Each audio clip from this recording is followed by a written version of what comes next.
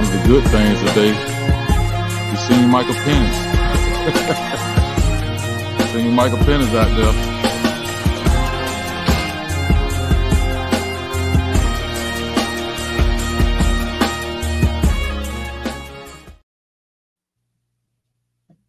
Hey, what's going on, man? What's going on, man? Look, I know this is gonna be a rough show, and I know y'all gonna have some things to say, but it is what it is, man.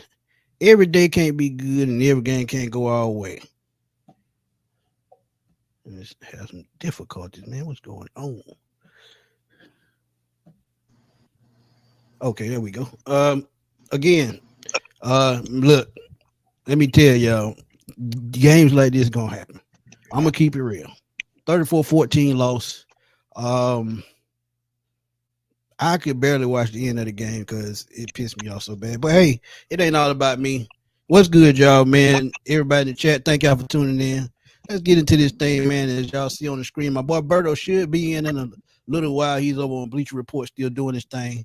But I got my kinfolk with me. Atlanta good folks, man. New YouTuber, new on the scene. That's my blood family, man. And I got my boy Mark Burley checking in with me today, man. Y'all can go check him out. Mark, before we get started, man, tell the people the name of your show.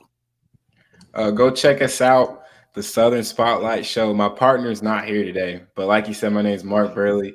His name's Golden Farnsworth, and we do a lot of Atlanta content, Atlanta Braves, Hawks, obviously Falcons today. And well, we do a little college football as well. You know, I'm a big Tennessee fan. He's a Florida Gators fan, but we do Game of the Week. So obviously, Game of the Week, you can have Georgia Bulldogs in there as well. So we like talking about Georgia Bulldogs. We like talking about Bama.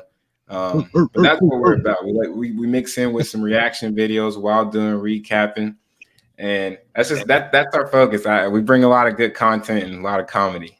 So go check us out. Facts. But let's get this thing going, man. 34-14, man.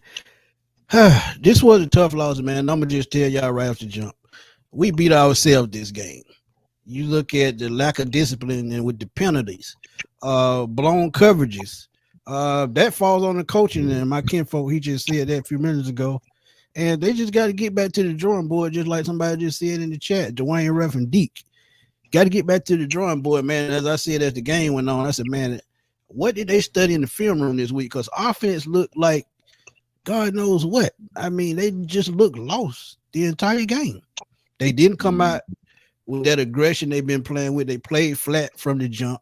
And it just seemed like they were unprepared. And like I said, that falls on the coach. But before we go on, man, y'all give me y'all quick thoughts on what did y'all see, and then we'll just go from there. We'll start with you, cuz.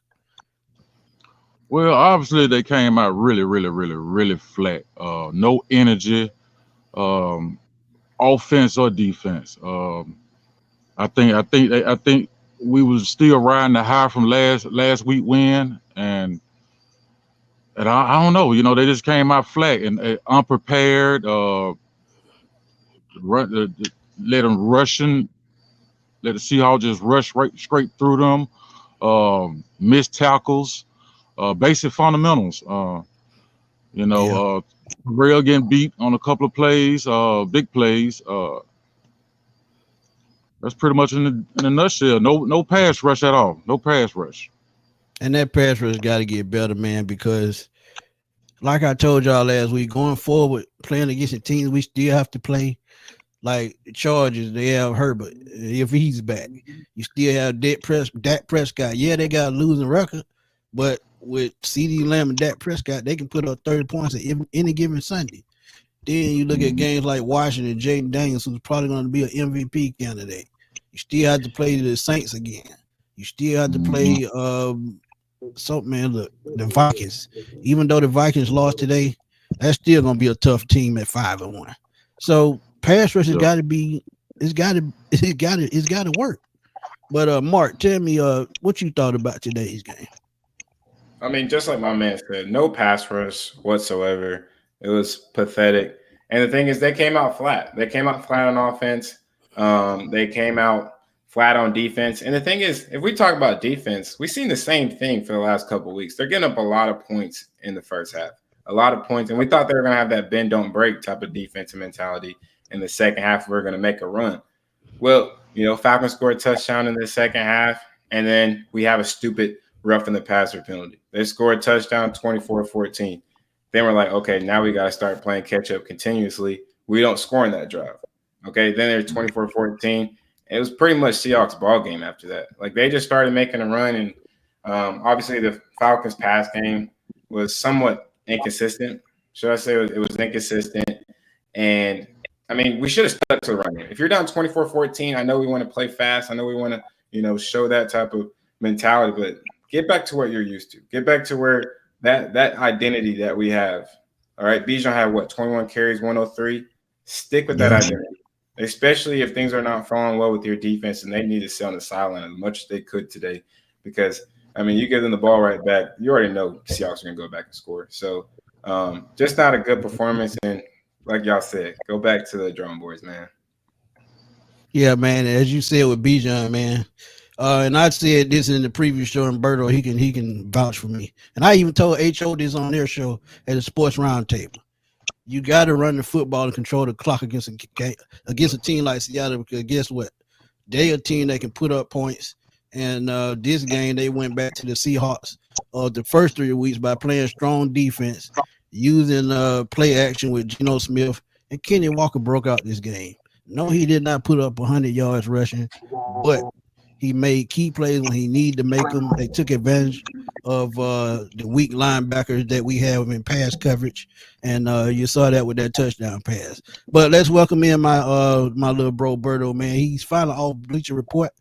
We're just talking, man. Just give us a quick recap of what you thought about the game. Yeah, man. Shout out to Atlanta Good Folk. What's going on, cuz? And Mark Burley, thank you for joining the show. Appreciate you, gentlemen. Rock with Appreciate you, man. Yeah, man. But this was a reality check game for these Atlanta Falcons, and of course, exposure to me is what strikes a chord with me. Because in this game alone, again, signifies the weaknesses of this Atlanta Falcons defense. We've all banged on the table for certain players to be traded for and what we need, right? But let me just go in on this one. The Falcons need help in the interior of this defense, right? I know that pass We've been rusher. talking about that about 3 weeks. Yeah, the Myles Garretts, the Max Crosbys, and all of these shiny, toys at the pass rusher position is being thrown around. But we have that in Matt Judon. The thing is, we don't have that stout defensive tackle to play this traditional 3-4 alignment. You cannot ask Grady and David to win consistently or hold on to the run. Those guys are pass rushing defensive tackles. And in this alignment, that's your prototypical defensive ends or your stouter five technique guys that play the end. We need a true nose. Once we get a true nose in this defense, I think that's when it'll be the spark plug for this pass rush to get going. What I did love and saw today, Arnold Ebiketie put on a great show today in his start. So did Damon Harris, which should spell the end of Lorenzo Carter. But not getting into any details or specifics, man, I think that this defense yet again was exposed. And with that exposure leads to other questions. Jimmy Lake, my sir, you are on the hot seat. Because by week 7 of this NFL season, you should have already been given this Atlanta Falcons an identity on defense. You come from this Rams organization or the understudy to Raheem Morris, but you're not showing that. And, and today's game was evident of that. You mentioned, exposing certain things. Yeah, Caden Ellis was exposed, on that touchdown to Kenneth Walker, man, because the Seahawks they were playing chess, man. That's exactly what they were doing with this Falcons defense, and we couldn't catch up. We couldn't catch up at all. So overall, it was just a piss poor performance by this defense. I think the Falcons came into this game way overconfident than they should have. I know that Seattle came into this game very limited, right? 3/4 of their secondary were by replacement players, offensive line as well. That should have been enough to spark this Falcons team, and to some degree to bully these guys. But overconfidence really spewed spewed all that over, and it was just a bad coaching performance overall by this Falcons. Absolutely 100% correct. And as I told Cuz before the show started, and I told you this, Berto, at what point are you going to cut Jimmy Lake's cord with calling plays? You have a guy on the bench in Jerry Gray who was a top defensive coordinator in the early 2000s with the Buffalo Bills. And every team that he's coached on, they've, been the top at, run defense, pass defense, total defense. So you have that type of experience on the defensive line. Why in the hell are you not using it when you see Jimmy Lake is struggling? When he gets back in the film room and shows you that he can carry this team by calling plays, then yeah, you give him the duties back. But if you keep letting him call plays and this shell coverage, this shit just keep pissing me off. Why do you keep doing this against a team like Seattle with a DK Metcalf, a Tyler Lockett, a Kenny Walker, even you can say Charbonnet as well, and you can say Noah Fant as well because he showed up today. So when you have a team with weapons like that, why do you keep playing shell defense? Yeah. You see AJ Terrell struggling. Go ahead. So here's a point. The Falcons were one of the defenses to give up the least explosive plays. Coming into this game, they only have given up 11 explosive plays in 7 weeks. Just in this one game, we gave up 5. No adjustments were made. After the first explosive play by DK Metcalf, I'm rolling coverages over there. You got 2 stalwarts at the top of the defense and Bates and Simmons, but you're not utilizing them right. Those are the erasers in this defense. That's why nothing goes over our heads. And the stat proved that. But today we just got away from what we like to do, or can we call it what we like to do? Because Falcons defense doesn't have an identity, goddammit. And it's frustrating. It's so frustrating because I feel for guys like Simmons. I feel for guys like Matt Judon who were brought in, as possible difference makers on this defense. But yet you're being tutelaged by a first-year defensive play caller that's not using you guys correctly. So it's like, man. But yeah, DK Metcalf had his way, like you mentioned, all these explosive plays and whatnot. It was just, it wasn't the tale of two halves for this week, man. It was bully ball from quarter 1 to quarter 4. Execution. Like I said, poor execution, turnovers. I wouldn't have never expected no game like this. I'm gonna be frankly honest with y'all, because we have been a team this year in the second half we just locked down. This game, it seemed like we took 2 steps back and it looked like the Falcons of last year, the last 4 games. So at this point, is the defense kind of getting tired, or are they saying, Jimmy Lake, I'm not trusting his philosophy? Some got to give. And again, that goes back to coaching. But right quick, man, y'all tell me what y'all thought about the Falcons' defensive intensity today. I'll go first. I'll say Falcons came in just offensively and defensively, just not comfortable at all. I'll say they came in comfortable. It looked like they just really did not want to play football today. And you just can't come in like in a game like that in the NFL. And we see it in college football right now. If you come in comfortable, you are going to get beat. And it's just that simple. And it really starts with a defensive lineman. I mean, we've been talking about the defensive lineman for weeks and weeks and weeks for now on my show. I'm sure you guys have been talking about that as well. It's just pathetic. And then you have Raheem talking about how we're going to make an emphasis on getting this defensive end and getting sacks and all that type of stuff, getting a point and getting to the quarterback. And we're not seeing anything. Okay, yeah, we got 1 sack, but what is that? 6 sacks for the entire year right now? That's not even one a game. That's terrible. Exactly. So I'll end with this. If you want to win now, if you want to be a win now team right now, you have to make a move. Just like you guys have mentioned, you have to make a move. And we're talking about the future. Okay, I'm putting a little bias in this. Okay, if you want to get a defensive tackle, if you want to get a defensive end on this team, you need to be looking at teams like Tennessee, Texas, Georgia, and I'm not even going to throw in Alabama right now.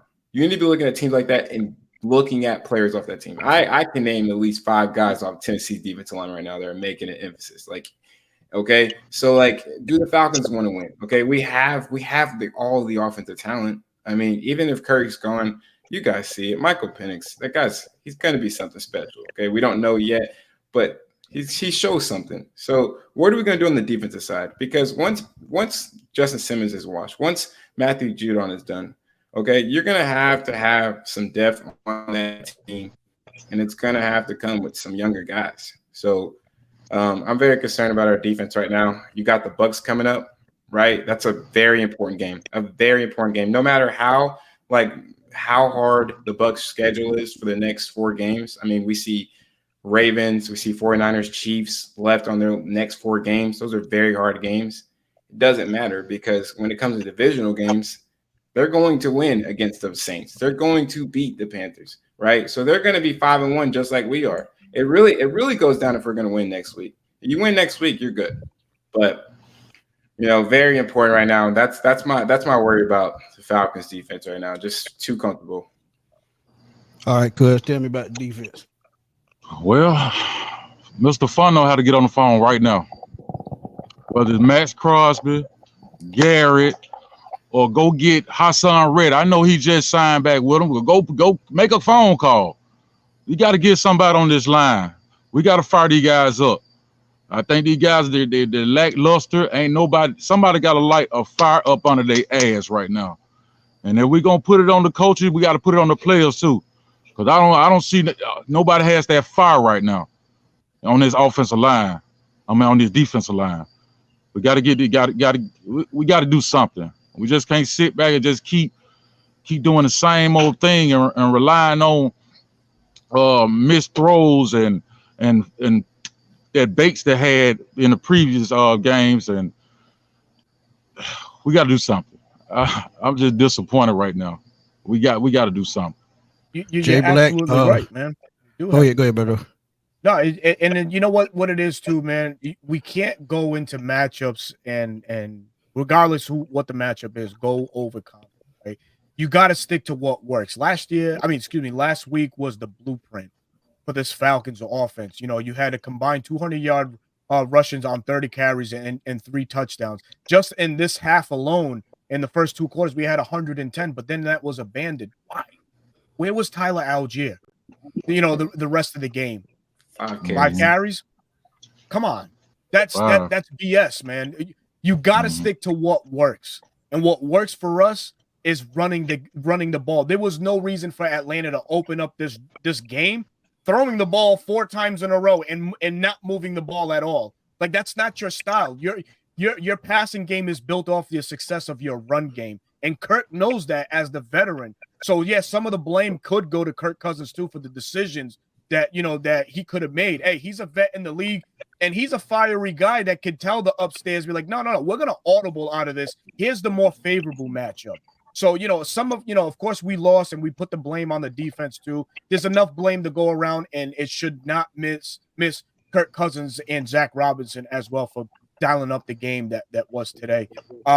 Jay Black, we need a nose tackle to complement our D-line.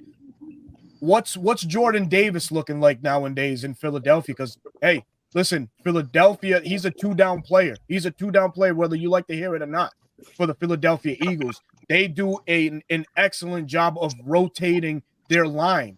And Jordan Davis he plays on limited snaps. And every down lineman is Jalen Carter, which we all know he's untouchable. But a guy like him who can offer pass rush and stop the run, he would look fantastic in the middle of this Falcons defense. Just throwing a name out there. And the crazy thing is, and as I said before, man, the Falcons defense, Geno Smith only threw for 207 yards. Mm-hmm. But he made the key throws during the game when he needed to make them. So if he comes out and does that and you still showing that you can defend the pass, that just tells you that the pass rush is off. Because if they get at least, let's say, 3 sacks today, this game totally goes in another direction. Because they were getting off the field. They were just, stupid penalties. You talk about the roughing the passer where he tackled the man down below his waist. You talk about the pass interference. And in certain Hands in the positions, face. in certain spots of the game, it just seemed like they just started making mental mistakes, and that Yeah. comes from frustration and not getting off the field in time. Because by the second half, and you saw it by the fourth quarter, defense worn down. So again, it's a mentality thing too. You have to come out, with aggression. You can't play flat. And going into Tampa next week in Tampa, that game could get ugly if you want me to be honest. If they play like this next week, that game can get ugly real fast.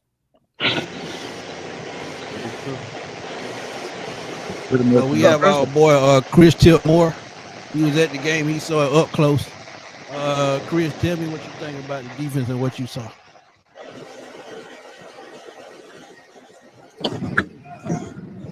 Yo, What's up, buddy? yo, boy, what's going on, fellas? How y'all feeling, man? How y'all feeling? All right, man. Talk to us about the defense, man. You saw it up close.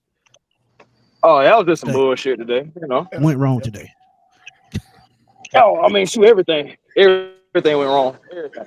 The Falcons like they didn't even know how to play football today. To me, a lot of bonehead plays, especially with the penalties. I said to Jonathan Vilma today, I said, hey, man, I ain't saying that the Seahawks are like a pushover team or anything, but we should not be losing to the Seahawks. And they're executing. We're not. They're generating pass rush. We're not. I understand that, the sack totals were kind of like similar and everything, but at the same time, man, it was a lot of times Geno was able to escape. Something that we have seen, like that's been a theme for the Falcons this entire year. Quarterbacks being able to escape the pocket, because we don't generate enough pass rush. Every play, or just wasn't able to make the play. Guys, I'm telling you, for what I've seen today, we need pass rush, okay? We need guys that can get the quarterback on the ground. We need guys that can win their matchups. We don't need guys that can run fast and get pushed out to play, because that's helping the offensive lineman. I've seen that a few times today, where the guys are running after the quarterback, but the offensive lineman is just pushing them right on out to play. Geno escapes out the other way, and you have nobody on the other side to counteract it. Seen that a lot today. I also believe that Kirk Cousins started to try to put the team on his back, because his team wasn't anything. The offense, wasn't really moving like that. So I believe he started trying to do it himself. He started trying to put the team on his back to give us a spark, because we wasn't really getting it from nowhere. The Falcons just looked dismal today. They didn't look like a team that was coming off of a 3-game win streak. We actually looked like the Seahawks today. That was on a 3-game losing streak. That's just, my brief thoughts about that. And that's the thing with desperate teams, man. When you have a team coming in with 3 straight losses, they're going to go out there and play like they ain't got nothing to lose, and that's what Seattle did. And as I said in the preview show, one guy to look out for was Tyler Lockett. That guy was all over the field, making a key catch after key catch.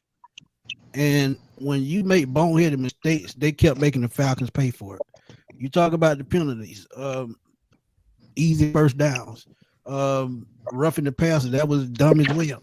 So when you make these kind of penalties and other team capitalizes, that's a recipe for a loss.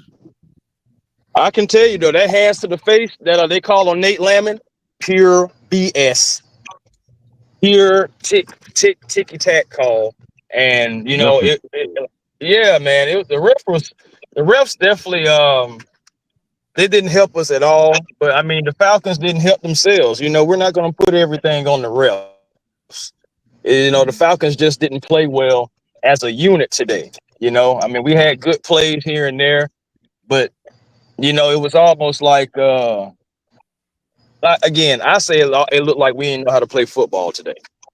We had bonehead plays, bonehead penalties. I know Damon Harris is new off the practice squad.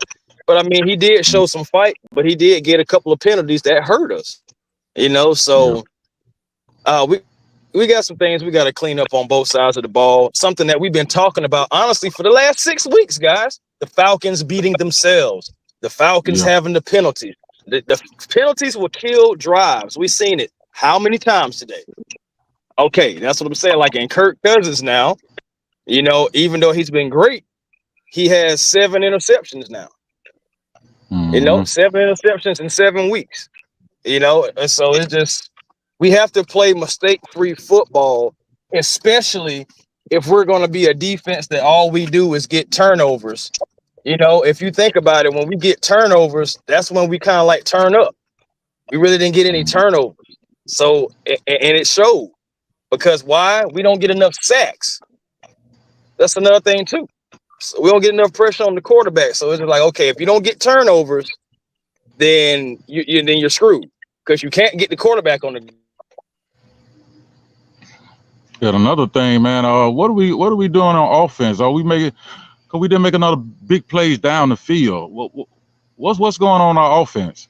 Are we just gonna run the ball? Try to run the ball with Bijan all the time? Yeah, so that was the head scratcher, right? Why was Bijan fed so much when you have a other competent running back that showed he could tote the rock too? Evident was made last week. He's a bruiser. First rushing of 100-yard rushing games since 2022. It's just overall today the Falcons really got away from their philosophy offensive wise, right? And another head scratcher was, why were they targeting Drake London in the third quarter? Like, why did it take so long for the Falcons to get Drake London going? He wasn't targeted until I think it was like the third quarter. This man went 2 halves without seeing a target. That's crazy. That's crazy. That can't happen. Assume number 1 receiver. That's no treatment for that, man. That's no treatment to him. But to your point, though, I agree, Berto. They wanted to get Bijan and so entrenched into this offense. Yeah, Bijan, we all know, generational talent. He got yards now. He got his yards. Yeah. He got his yards, absolutely. But you got to make some play down the field. Yeah, and that shouldn't plain be and simple, surprise, man. But yeah, you got to find ways to, not go away from what your game plan has been. The past 3 weeks, Darnell Mooney has been a factor.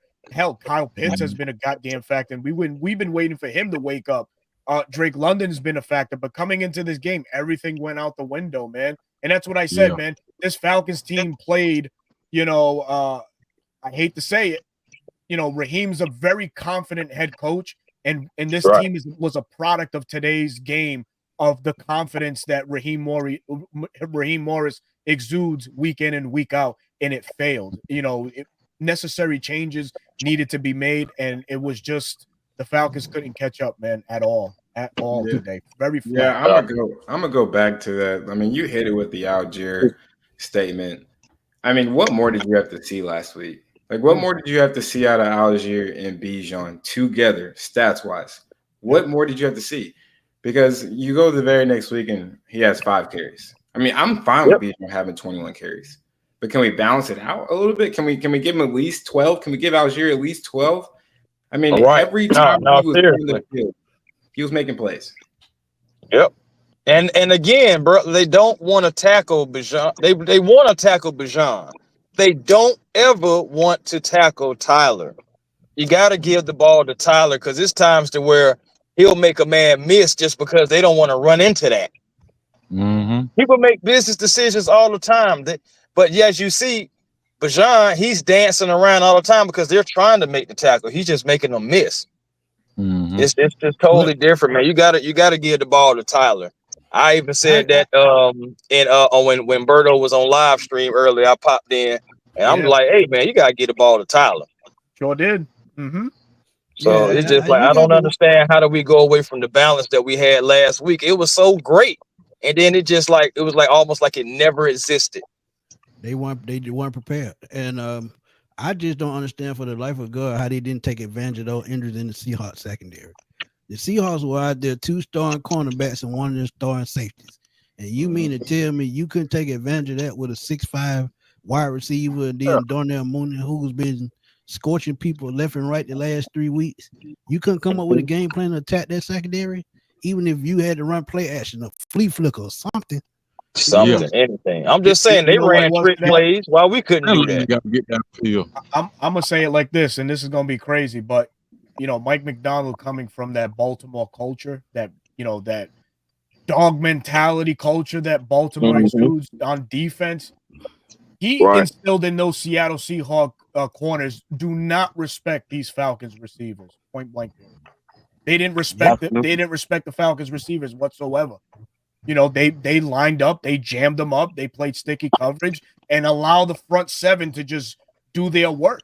So really, it's how could the offense balance off of that? How can they adjust in that? And one of the things that worked early was the quick pass game. That neutralizes the pass rush, that neutralizes a lot of little schemes with them, how they disguise coverages or how they jam their opponent and things like that. It's just clearly, man, this was a game that the Falcons went in over their head coaching wise. But Seattle, for as limited as they were, came as the better prepared team on the field Sunday, man. There's really no way of going around that. That coaches meeting, man. That coaches and players meeting helped, huh? It sure did. Dang. Well, somebody's on the hot seat. Jimmy Lake. Jimmy Lake. I ain't gonna lie to y'all, fellas. I'm at the point to where it's just like I want Jimmy to get an advisor, and that's respectfully. I want him to get an advisor, somebody that's going to help him with play calling. Maybe he needs to go to Jerry Gray a little bit more. Maybe we need to call in one of these coaches that's been fired already, because this base 3-4 and these soft zones just not working for me anymore. It's just not. Work at college. Work on college, not pros. Yeah, they definitely need to do something before the season gets way too out of hand defensive wise, right? And Chris, I brought up that point last week. Yeah, there's a Robert and Steve Wilkes out there waiting, just waiting by their phone to see who needs them. And Wilkes, who's been in Falcons training camp a lot this past year, I'm not surprised that he hasn't, been scooped up by anybody. This is a coach that just coached in the Super Bowl, not long ago, and knows a thing or two about the NFC South as well, and how to neutralize, the New Orleans Saints and even the Carolina Panthers and Tampa Bay Buccaneers. Bringing a guy like him in would absolutely work wonders. I mean, I know we have Jerry Gray, very respected defensive mind, but it could be that it's way out of his league too. I mean, I don't know. That might be crazy. You never know. You never know, True. man. So, man, before it gets out of hand, I think that's perfect. Bringing in somebody to oversee this defense. Hell, Dean Pease came out of retirement, and he's now the senior advisor for the Baltimore Ravens. Why can't we do that? Why can't Atlanta do that? So, hey. Robert Saleh out there, bring him in as a consultant until the season over. And my thing is, I give him that paycheck right now, just because we already know the Jets did have a good defense. It was just the offense never matched it. So, I mean, my thing, if you can bring in somebody like that to at least just advise, I ain't saying you got to take the job from Jimmy. I'm just saying just advise, just to help out. That's all I'm asking for, because it's not working. And the thing about it is, and Jonathan, I hate to say it, Jonathan Vilma even said it today. You know what I'm saying? Even though he was talking about another player, it still is valid for most players and most plays. When you get on film, teams have something else to look at and to plan and scheme for. And if you don't have the adjustments or the correct adjustments, you're not going to win football games. And one thing they can do to adjust, and I'm gonna just keep it real with y'all. If this is not working, switch back to a base 4-3 defense. At least you know exactly what you're gonna get. You have the personnel for that. With a 3-4 defense, you have to have hawk mollies up front. You have to have guys 300 pounds or better on that defensive line to push the pocket, and we don't have that. Yeah, they 300 pounds. Small. But they 300 pounds. But do they eat the buffet? No, they don't. They go for the slim fast. So you got to have big guys up front. Not the slim fast. Look, man. I'm just telling you, 300 pounds. Look, again, Baltimore Ravens. Never forget, they had Sylvester Williams, who was 330 pounds. Loaded Natos, who was 330 pounds. Then you had what was the third guy name? Michael Pierce. He was Yeah, 350 Michael pounds. Pierce. So just imagine those guys collapsing the pocket. This is why Terrell Suggs was successful. This is why who was the other guy on the side of him? But y'all know who I'm talking about. But look, you got to get beef up front. I don't know what the hell going on with Eddie Goldman. If he's not going to play, go ahead and cut him and fill that spot. I Did he don't just care. Eddie be getting pushed around like he don't weigh nothing. And look, man, I'm just telling you, a 3-4 nose tackle is not 295 pounds.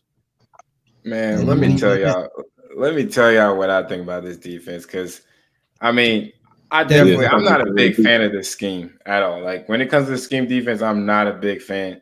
And the reason why, because you don't got a pass rush, number one. The scheme does not work whatsoever in the first half. Look at last week versus the Panthers. We made Andy Dalton look like Tom Brady. There we go. Right? But then you go in the second half, you got the bend don't break. Well, it didn't work today because we had the stupid penalties in the second half. So I mean, you take away the stupid penalties. Do we get those stops? Do we stop them to 3 points? That's a debate. But I mean, how many times are you going to keep on playing this ball game of, oh, we're just going to rely on our defense getting stops for us in the second half, and then we're going to rely on our offense to just start popping off in the second half and carry us through again? I mean, how many times are you going to depend on Kirk Cousins to do this for the rest of the season? I'm sorry. I like Kirk Cousins, but what is his record right now in the playoffs? Okay, you're going to go into playoff football right now, having this mindset without a defensive line. Do you truly think that's going to work? I don't think that's going to work. No, I don't. I don't, sir. I don't. I don't believe in that. I just don't. Again, that's why I was saying before, you need to make changes. You need to make improvements. Yes, we are winning, but what happens when that defense stops bending and breaks? And that's what I'm happened just saying, today. what happened? And that's what I'm saying, bro. That's what I'm saying. I'm like, I don't want to be that team, because if it happens now, it's going to happen again. It's going to happen again, because my thing is players aren't just going to all of a sudden just turn into unlimited pass rushers when you haven't seen it in 7 weeks going on 8. And we got another divisional opponent that wants their lick back. We're going to get their best at home. We have to get Baker on the ground. We have to contain. We have to collapse the pocket, but don't let the quarterback escape. And right now, we're not doing that on a consistent level. Level. Listen to the word, the consistent level. True. That's true, Michael. Today does happen. But let's be real. You just can't ignore the fact that we still have glaring holes in our defense. Like we've been talking about the last 3 weeks. This is going to catch up. Like Mark said, you talk about playoff football. 2 key things with playoff football. You got to be able to run the ball. We can do that just fine. But you also got to be able to get out to the other team quarterback. Because if you don't throw that quarterback out of the room, he's going to pick you off left and right. Then we in a shootout. And if we're in the shootout, I guarantee you their defense is going to outlast ours. I guarantee you that. Why? Because you don't have nobody getting off the field on third down. You don't have nobody getting to the quarterback forcing turnovers. At some point, just like today, it's only going to get worse. Because y'all seen it with Seattle. What did they start doing? Getting out to Kirk Cousins, blitzing. He started turning the ball over. So we got to do the exact same thing. That's what I'm saying. Go ahead. I was just gonna say that's what I was saying about it. It seemed like Kirk started playing hero ball in a way. He started playing him on his back. It was that one play where it was a strip fumble. It was a fumble 6. He should have just took the sack, because Hinton was already beat up, to be honest. But he was already beat up, and Kirk trying to make a play. I understand. Just take the sack. That doesn't happen. That's basically what I'm saying. That doesn't happen at all. So you just gotta be mindful of things, and we just gotta improve. Games like this do happen to where it seems like nothing is working, but outside of that, we're just talking about that pass rush. Abracady, he generated pressures, but he still didn't get the sack.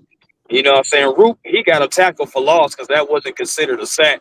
And then we did pull off 1 sack today. So it's just like, it's just mediocre, y'all. It's just mediocre. And I don't want to continue to be a bend but don't break defense because eventually you're going to run into an offense that just may be clicking and they're going to break you. They're going to break you. Yeah, it definitely back to the drawing board. Back to the drawing board. Get back to the basics, tackling, coverages, lining up in the trenches. We got to get back to the basics. I think Raheem gonna prepare much stronger this week because he got Tampa Bay going down Tampa Bay, and Tampa Bay can put up 50 on you, and somebody ain't gonna make it back. We put up 50. They put up 50 on us. Somebody's not coming back on that bus. Right. So, most definitely. So, yeah. And then, fellas, you gotta think about it. This is the first time somebody really just whooped out behind all season.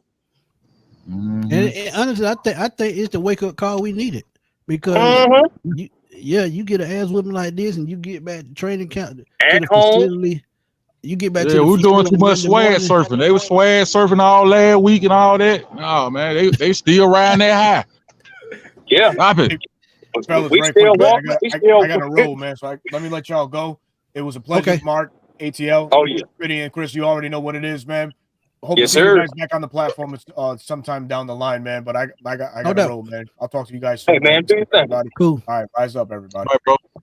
Yes, sir. Yes, sir. Rise up. But yeah, man, you got to do better going into Tampa, man. And you talked about swag surfing. I understand, the hype, and you got to get that fun in there. But come Monday morning, cut it off. You got to have that mindset going into next week. We got to play like a playoff team, and that's the way you're going to play the rest of the season. Because as I'm sitting here looking at the schedule, you still got tough games, Chargers, Commanders, even the Saints in New Orleans. Even though they down right now, that could still be a trip-up game. Like I said, Dallas can come in and put up 30, 40 points with CD Lamb and Dak Prescott. So you got to go back to the film room this week, going into Tampa, like you own the place. And like I said, man, Jimmy Lake may be a decent play caller in college, but he didn't show me anything in Washington that he could come in and transition to the NFL just like that. And like I told Cuz earlier, you go out and sign all these veteran players and you put them in the hand of a young guy that's never called plays in the NFL. Tell me what sense do that make? That just ass backward. It just doesn't make sense. You definitely need an advisor, like Chris said. You need an advisor. Need somebody to come in and that with some experience, at least about 20 years experience. At least. Because I'm just saying, bro, it's not. Yeah, it's not working. He got that right on the team, though. He got that on the team. Jared Gray is right there. So after this game, man, I'm telling you, if we go back to 500 this week, Jerry Gray has got to take over the play caller. Point blank. Yeah. I don't care who like it. I don't care who gets mad. But he got to go back to. We can't be going backwards, y'all. We can't afford to be going backwards at all. Yeah. I'm trying to stack as many wins as possibly can. The offense got to be. I didn't. Go ahead, brother. No, go ahead. Go ahead. Say what you're saying. No, I was just saying that offense got to get. I know we talk about the defense, but the offense been looking pretty stagnant, and pretty much the Seahawks they out schemed our offense. Out coach. It was scripted. Yeah. They let Bijan. They knew Bijan gonna do what Bijan gonna do, but we didn't run Tyler enough. We didn't run Tyler enough, and I think that was our X factor, Tyler. And we got to make deep plays, man. We got to make some deep plays, even if we get a pass interference down the field. We got to at least try to make. Yeah, and like I said, you got to take advantage of injuries in the secondary. They just did not do that. Right. You have a guy like Kyle Pitts in the red zone, and you get in the red zone. Well, they didn't get in the red zone much today, but when you get in the red zone against a team that's banged up like Seattle. Yeah, you can run the ball, you can get the yards, but at the end of the day, you still got to take shots downfield. Their linebackers could not cover Kyle Pitts. Their safety could not cover Kyle Pitts. They couldn't even really cover Drake London, as y'all seen late in the game. What took so long for this team to get going? It just I just, man, look. That you hit it right there. I mean, it's just like Go it's ahead, Mark. almost like you know what it looked like, guys. It just hit me. It looked like we didn't prepare for the Seahawks at all. We just looked like we was like, are we gonna go out there and just try something? They on a 3-game losing streak anyway. Let's go out there and just try some things, figure some things out. You know what I'm saying? See what can work and can't work. Let's experiment on the Seahawks because they on the 3-game losing streak. That's how I kind of felt. But you never do that. You never do that with an NFL team though, because any NFL team come out and beat you any given Sunday. So you should never have that mindset no matter what. Mark, go ahead right quick before we get out of here. But you hit it right there, Smitty. I mean, especially with the run game to develop the passing game. If we're gonna, I mean, I know you guys are gonna preview that Bucks game in a couple of days or so. Like we seen the mistakes, not feeding Algier, having 5 carries. The Bucks have a very good, as what we saw from the first game against the Bucks. They kind of stopped the run a little bit. We didn't see Bijan really have a big time Bijan game. He had like 14 carries, 61 yards, if I'm correct. I mean, even Algier didn't even go off like that. If you want to win a game like that on the road, you're going to have to establish a running game to get that passing game going. Because is Kirk going to throw 509 in Tampa? Most likely not. So, I mean, you're going to have to establish that running game. And then we got Bergeron. He got hurt. I mean, we saw Hennessy had to come in for the center. So, I mean, you see 2 offensive lines getting hurt in the game, which I got a little concerned about that. But it's the NFL, right? Next man mentality. Seahawks had people out today. And look what they did to us. So, man, the Seahawks had a 6-rounder at right tackle today. And he did his thing. A 6-rounder that probably coming off the practice squad. I think I seen him at Aldi's working at the cash register yesterday. But he was on the field today and he did his thing. And I don't like that. Because that goes back again, like he cannot take care of business against players who technically ain't supposed to be in there. Like they're 6-round 4th stringer beating our ones. What? Yeah, that's crazy. Yep. But right quick, go ahead before we get out of here. Yeah, go ahead, cuz. I was just looking at the Seahawks stats and they just made big plays, man. Decaf 4 for 99. Noah Fant 4 for 65. Tyler Lockett 4 for 45. It was like they had 10 yard, too many big plays. You know what I'm saying? And we're gonna have to tighten that down, you know, going into Tampa next week with Godwin and Evans. So we're gonna have to tighten that up. And don't forget Sterling Shepard, he scored last game. So yeah. So and look, I'm telling you, authentic 001, you absolutely right. AJ got lit up like a Christmas tree today. I don't know what the hell why he can't get his head around. Let me tell you, on deep passes. But look, he's got to go. I wasn't gonna let us get out of here without talking about AJ. I swear I wouldn't. AJ, let me tell you something.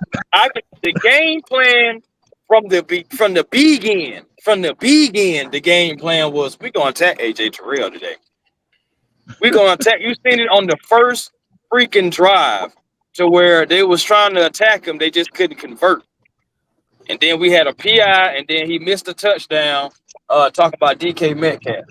So it was times to where but AJ he was targeted. Just talking about him and DK Metcalf. When AJ was guarding DK, he was targeted 6 times. Yep, like 6 times, maybe 7. But I'm gonna stay at 6. That's a lot of times to be targeted on one player, and he gave up a PI and a touchdown, and and another big play on the little trick play or whatever. Regardless, even though it wasn't a lot, it was timely plays, and it hurt. Just like what Cuz was just saying, they got big chunk plays. It's like they got a lot of chunk plays today. It wasn't even them methodically moving down the field like that. They got chunk plays, and they used their skill plays.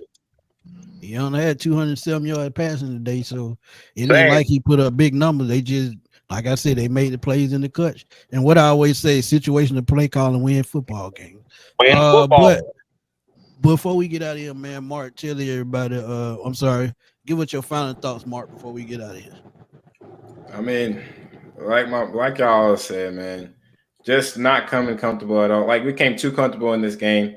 Just not really even having emphasis that we wanted to really win this game. Like when you play a team that loses 3 games in a row, like you guys said, that's a trap game, right? That's a trap game. And you as a coach, if I'm Raheem, I gotta have my team prepared for that. I gotta have my team prepared because we've seen it so many times. NFL, college, like these teams are desperate. And that's exactly what the Seahawks were today. They were desperate and they showed it and they won the game. So with that being said, I just hope the Falcons come out and respond with a different attitude next week because let's be honest, if we're really honest with each other right now, next week is probably the biggest game for the Falcons. I think it's the biggest game of the season for the Falcons, looking at the rest of the schedule. I know we say the Saints is left and the Panthers is left, but like if the Falcons is what we've seen from last week and the week before, if that's what the team that we think they are, then they should take care of the Saints and the Panthers left. So if you take care of if you take care of the Bucs next week, then you're working pretty well. But like I'll exit myself and say, you guys go subscribe to the Southern Spotlight Show. My partner is not here, Golden, but Mark Burley's here today, so I'm sure we'll try to pop up again. Smitty, I appreciate you letting me be on the show. Come back and watch this. Appreciate it. And go ahead and subscribe to Southern Spotlight. Thanks. Good. Tell everybody where to find you, man. Well, right now, y'all can find me on YouTube, Atlanta Good Folks. I'll be bringing you more Falcon content. Also, I'm working on my Hawks and get into a little bit of this Braves off season. So I'll be giving you all of them sports. Yeah, we gotta work, man. We gotta get some work in then. Oh, for sure. Chris, Anytime, man. Find you, man. Hey, man. Well, real quick, man. Listen, guys. Find you on the road right now, bullshitting, but tell them what. Yeah. But you know what I'm saying? Like, I would just go say real quick. Games like this happen. You know, every team has a bad game, but I feel like the Falcons are better than this. NFL teams are NFL teams, but I'm a little embarrassed about losing to the Seahawks today. I am, especially because they was on this 3-game losing streak, and it almost feels like yet again a team can come in and get right on us, and I don't like going home feeling like that. But they pretty much walked in our trap and took over our trap. So it is what it is, you know. Back to the drawing board. Back to the drawing board. We gotta look in the mirror, y'all, because we're coming up on week 8, and even though we went 2-2 in the first 4 games, I feel like we're better than 2-2 now. So we got to take care of business. You guys can find me on YouTube, A1 Forever Sports. That's a platform, man. Come through, have a conversation. We love to speak with anybody who are sports lovers, especially about the Atlanta Falcons, Braves, or Hawks. And also Twitter and TikTok, Twitter and Instagram, A1 Forever, and the real A1 Forever on TikTok.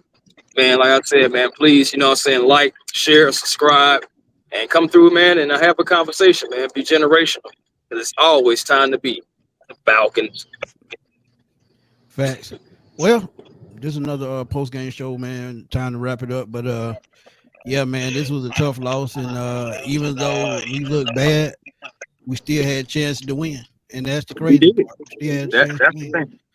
We did. But, look, man, this is going to be another exciting week coming up. Don't forget to catch me on NFC South Roundtable Tuesdays at 7 o'clock as I co-host with my compadres from the Bucs, Saints, and Panthers podcast. You can also catch us Wednesdays, 8 o'clock, 95 North Sports Machine, me, my boy Chris Berto, and our boy Kev, a.k.a. Bro Talk. But next Sunday, we back to business, man. We got to travel down to Tampa, and that's going to be a tough game, man. Baker Mayfield, great game in Atlanta a couple of weeks ago. So look forward to them to come and bring their best, man. But that's the show for today, man. Y'all know where to catch me at FatBoySlim_21, where I'm always blowing up Twitter, and y'all can catch me on Smitty Sports Machine on YouTube, man. Y'all done got me over 13,000 subs, and Sir. I'm almost halfway to 14,000. So keep pressing that subscribe button, keep liking my videos, and we'll see y'all soon, man. Because guess what? Football don't stop; it just keep going. But on that note, holler at y'all later, man. Peace. Peace.